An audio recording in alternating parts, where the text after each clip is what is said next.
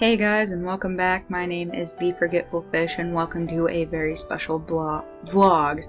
I haven't had the opportunity to post this or make this video yet, but after the last few days of contemplating and pulling myself out of the denial stage, I just thought I'd make this video.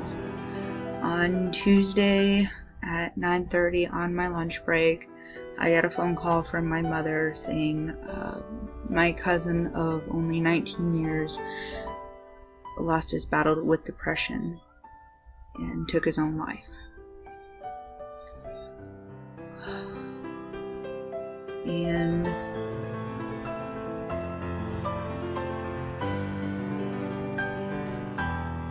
suicide is something very, very, very hard for me, and I know I mentioned in my very first blog I'd come back and revisit the topic.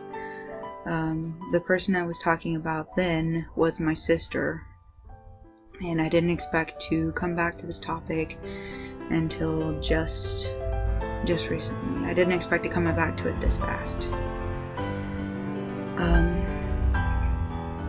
A very close friend of my family a few years back, she had 4 children, the youngest of which was only, I think, 2 or 3. She also lost her battle with depression. She hit a low point, and that was it. She was here one day and gone the next. Most people don't know this. I don't talk about it a lot, mostly because I know my sister has changed. She's come a very long way, and she's decided that she's going to keep fighting every day. She's never going to lose. She wants to very much to keep fighting, even though she struggles every breath she takes. But back in 2014, I was going through some really hard times myself. My boyfriend of 2 years broke up with me and left me for my best friend. And I was going through a lot of hardships myself, and then one day I got a text from her. No, my parents had invited me over. My parents had invited me over for dinner, and I left my home, went there, and I walk in the door, and I can hear my mother and my stepfather fighting in their bedroom. I instinctively went and looked around. I saw, my younger brother, my younger sister, sitting in the living room. They were, waiting patiently. They didn't know what to do. I went upstairs to find my sister, of which is 2 years younger than I. And I went upstairs, and I found her with I do believe it was a broken mirror, a broken piece of glass. That's all I know. And she was ready to take herself. I tried to stop her.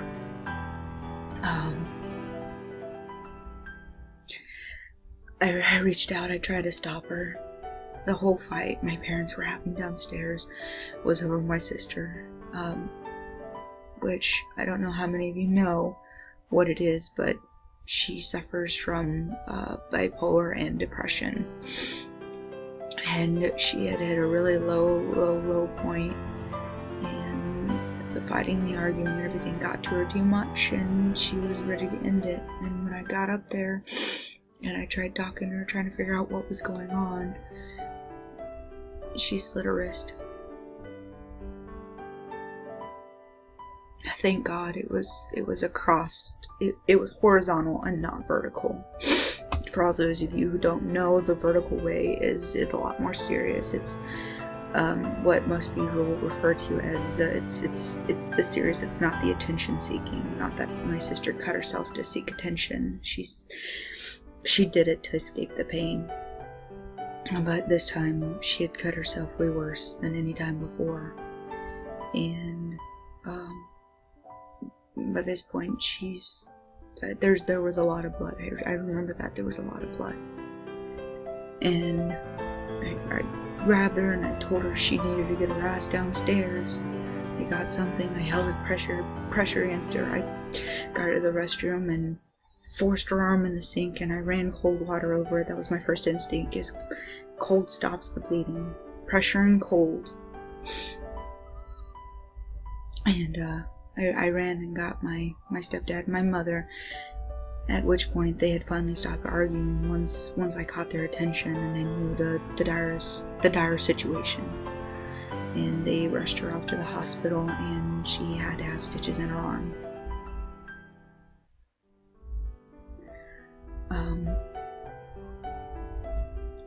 And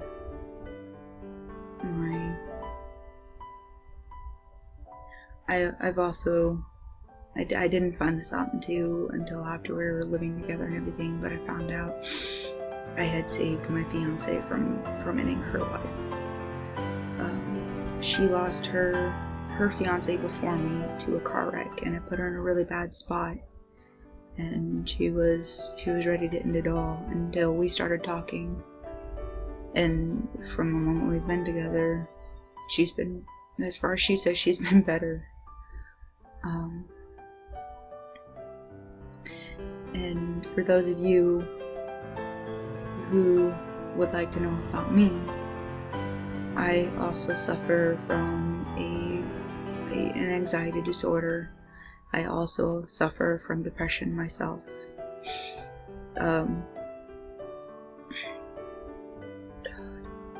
Ironically, it was in the same year, back in 2014, what I had assumed was the woman of my dreams. She crushed my heart and told me that she didn't want to be with me, that she just, I don't know, I don't even remember the reasoning 100%. I just knew she killed me, and that was 2 people in 1 year. I mean, first I have my boyfriend who broke up with me, and he was my high school crush, and then she breaks up with me, and I went down to one of the 2 lakes in town, one closest to ours, and about 10, 11 o'clock at night, I walked around. I cried and cried and cried forever. I stood at the dock. There's a nice little bridge that goes across the water, and I stood right there at the railing, and I debated for I don't even know how long of just throwing myself off of it.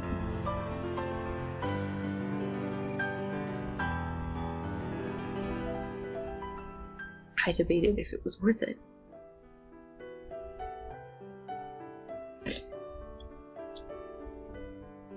And even though I've realized that so many good people have left my life too soon, either for me or for them,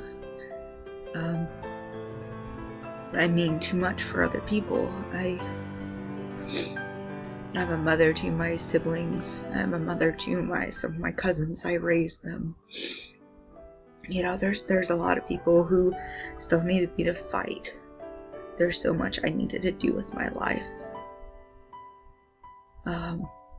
You know, and my grandmother was a big part of my life, and she passed away too soon. I was young.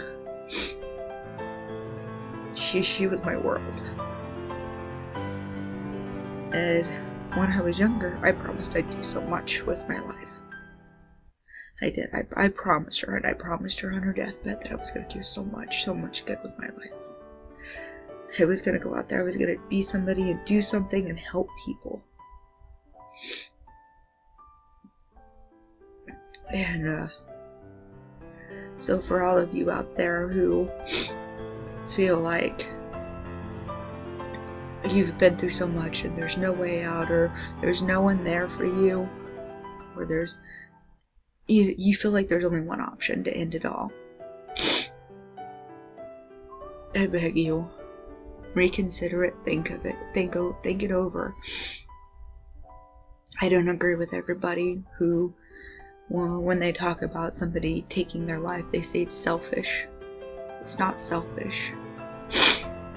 When somebody says that they committed suicide, I correct them and tell them they lost their battle with depression. They didn't choose that. In a sense. I don't know how to explain it. It's just...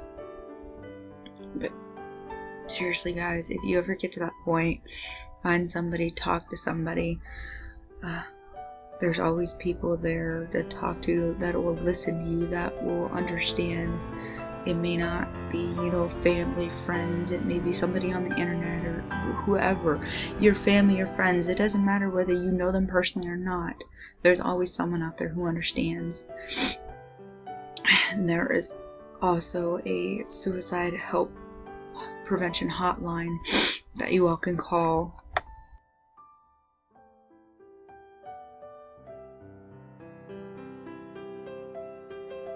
And there's always that option. You can call them and talk to them, discuss your ways out. Hell, if you guys need to, I'm always here. But you guys can shoot me an email, or I keep trying to set the links to my Facebook page in here, so you guys can get on my Facebook page, message me, let me know, talk to me. I've been through a lot. It hasn't been very easy, almost 23 years for me. Like I said, I've been a mother to everybody, and I'm always good at giving advice, giving an ear. You can ask my sister. I'm always there for her when we call and talk to each other. Our mother isn't too very good at giving advice, or she just gives blank awkward silences. So we'll call each other up and say, Mom, I need your advice. So that's what you guys need, a mother, a friend, whatever. I'm here. Just if you guys ever get there, think hard on it. Think of what it would mean, if it's even worth it.